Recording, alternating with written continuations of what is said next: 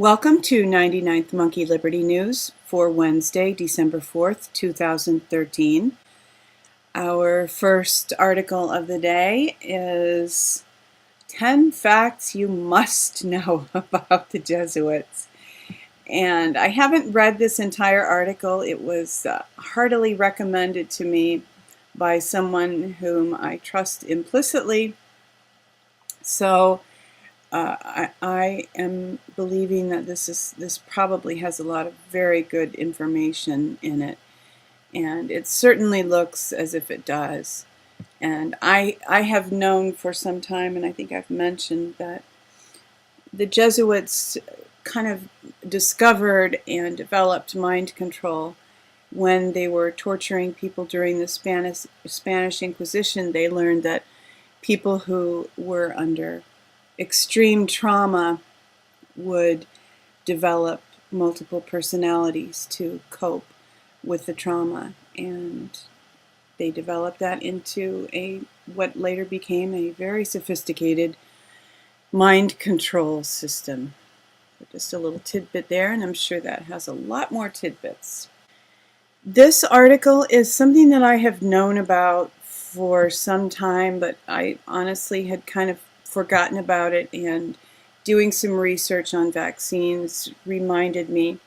So I'm sharing it because there's just an incredible amount of information here. This is Barbara Fike Gregory's Holistic Health Information website. And there, as I said, there's tremendous information, but what to me just makes this website completely outstanding is this history timeline. This lady has gone back to 10,000 BC and documented different developments and how they have impacted human health. And she even has things color-coded here so that if you have a particular ailment or issue that you are researching, you can easily find the relevant information by this color code. And I was looking for it, searching for this for vaccine information, which it has a lot of. But there's just tremendous information here. And if you have some time to give to understanding this chart, you will be able to grasp a lot of the genesis of how things related to what we call development and maybe the Industrial Revolution have impacted human health, often very negatively. We kind of make these assumptions that we are healthier than people who lived at various times in history. Some of that may be true, but if you, as I said, if you examine this chart, you'll get an idea. One thing I learned reading this chart that really impacted me a few years ago when I first found it was the fact that there were no documented heart attacks until pretty recently, pretty late in the game. And this is when, right around the time hydrogenated all vegetable oil shortenings were introduced, Crisco. And this person said, when I graduated from medical school in 1911, I had never heard of coronary thrombosis. So, again, just so many tie-ins here that are helpful to us in understanding both how we have arrived at the ill health at which we have arrived, and how maybe we can turn back the clock and release ourselves from some of these so-called benefits of progress. More understanding of what I am beginning to call the PIC, the Pharmaceutical Industrial Complex, from this website called endoftheamericandream.com. 20 signs that the pharmaceutical companies are running a $280 billion money-making scam. And some food for thought in this article. There are, true to the promise of the header, there they are, the 20 signs. So all very good information.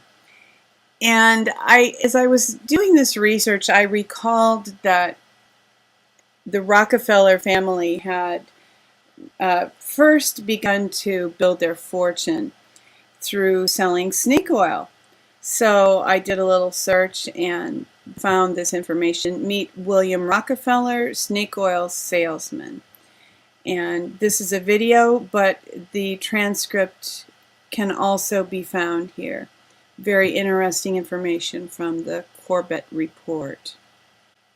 I learned about this hearing yesterday from Zero Hedge, and I was listening to some of this hearing yesterday, and now Infowars.com is reporting on what actually happened, some of the testimony that was given. Expert testifies to Congress that Obama's ignoring laws could lead to overthrow of government. And the testimony was given by Michael Cannon, the Cato Institute's Director of Health Policy Studies. And as I said, I actually listened to some of this hearing. That is something that I very rarely do. I like to just get my news quick and dirty. I want a summary. But this, I don't know, this just seemed more significant to me. Now, this video is 1 minute of his testimony, and some things that I consider rather important and significant are left out of this article. One of the things that I heard him say, because the Congress people would say, well, you know, we have elections to overcome these kind of issues. And this gentleman was stating that the degree to which Obama has ignored laws and the Constitution indicate that he very well may not follow election laws either. So there's a flaw here. There's an issue that is not addressed through any current law, anything that is currently being done. And this man is concerned about revolution. He stated that if the American people observe Obama constantly breaking the law, that the American people will lose their regard for the law. And just as I've been in a few other countries, I've noticed people don't obey traffic laws. You know, they run red lights, they drive on the shoulder, things of that nature. In America, people are actually very compliant, and I don't even mean that in a bad way. We are people who believe in the rule of law. But I agree with this man. If we see that our leaders are continually breaking laws without consequence, then the American people eventually will lose respect for the law and even for the good law, ultimately. And perhaps that is part of the globalist plan. But Mr. Cannon is asking people in Congress to step up to the plate and take some kind of action, whether it's impeachment or some other course. If Obama himself would perhaps be forced to resign, that something needs to change. And, you know, with a 6% approval rating, we really are functioning in this country with a rogue government. They have gone rogue. They no longer have the consent of the people. Government is no longer by consent of the people. Government in this country is by force. And that, in order for us to experience liberty and justice, of course, we can't go on that way. So, hoping that something changes very soon, and it would be great if Congress stepped up to the plate and moved with impeachment or did something to restore the rule of law. And here, for a little more background information on the idea of us having a rogue government, this website, USA versus US.info, and I have referenced this website before. It's a good way to understand what the foundational, fundamental problems are that we have in this nation, and what sorts of things would be required in order for us to experience restoration and a return to a constitutional republic. Nonviolent, of course. Here's a nice nonviolent action that we can all take to defend our Second Amendment Bill of Rights. From Infowars.com, National Movement to Boycott NFL launched.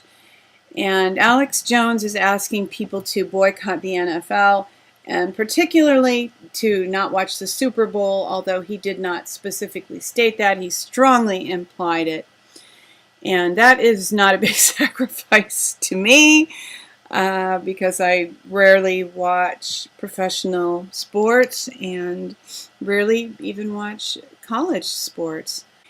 So the reason Alex Jones is calling for this boycott is because a company called Daniel Defense put together a commercial that they were going to air at the Super Bowl, and during the Super Bowl as it's televised, and they were refused. That this commercial, as this paragraph says, supposedly violates the NFL's advertising guidelines, which bar ads featuring firearms, ammunition, or other weapons, even though the ad doesn't actually show any of the above, aside from an illustration of their popular DDM-4 rifle featured below in Daniel Defense's logo. So it's really a very tender, touching commercial, and just really a tremendous expression of traditional American values, such as, the really basic ones, having the right to care for your family. So, yeah, I'm going to be boycotting the NFL. And if you passionately love to watch NFL sports on television, maybe you can drop them a letter and at least let them know your thoughts pertaining to their refusal to air this commercial. And I've seen this information about Snowden and found it really interesting. This is from Ben Swann's website. Only 1% of Snowden's leaks published. The Guardian claims to have published only 1% of the material leaked by National Security Agency whistleblower Edward Snowden.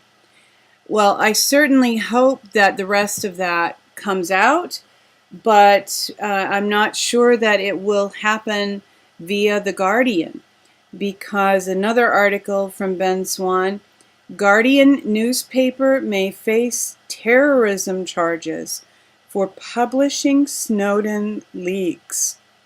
So evidently they're desperately trying to prevent this information from coming out. And certainly we are praying for Michael Snowden and his safety, and for the opportunity to be able to release this information. Now, I am aware that some people have believed that he's some kind of a double agent who is, this is some kind of a distraction, or the real story about the NSA is somewhere else and this is a shell game. Well, I don't know. That may be. But it certainly won't hurt to pray for this man and pray that truth and justice are released pertaining to the NSA. And I'm finishing today with this as good news. If you feel a need for some inspiration for praying, or if you have questions about the cosmos and how it works and who administers it, whatever, You may find some of these podcasts interesting. This website is Scotland Ablaze Podcasts, and the web address is actually stephenmckee.podomatic.com. Of course, I'll put that link in my notes and in the details section and on YouTube. But just a little sampling here. Ian Clayton, How to Frame Up Your World, and some talks given by Ian Clayton, who has had remarkable heavenly experiences. At least that's what he claims. And listening to him, I really have no reason to doubt that what he is saying is true. And I have listened to podcasts by Ian at various times and have found them tremendously encouraging, inspiring. And if you find yourself overwhelmed by the state of the world, the state of the country, and you want kind of a refreshing breeze to blow over you and just help you feel a little more encouragement and help you understand that the elites are really not at the top of the pyramid. They may think they are, they may claim they are, they may believe their dark master is, but he's really not the guy who gets final say in the universe. Thank God, and thanks to you for tuning in for today's news. Weeping may endure for a night, but joy comes in the morning. Hoping that you will love one another, take care, and insist on liberty.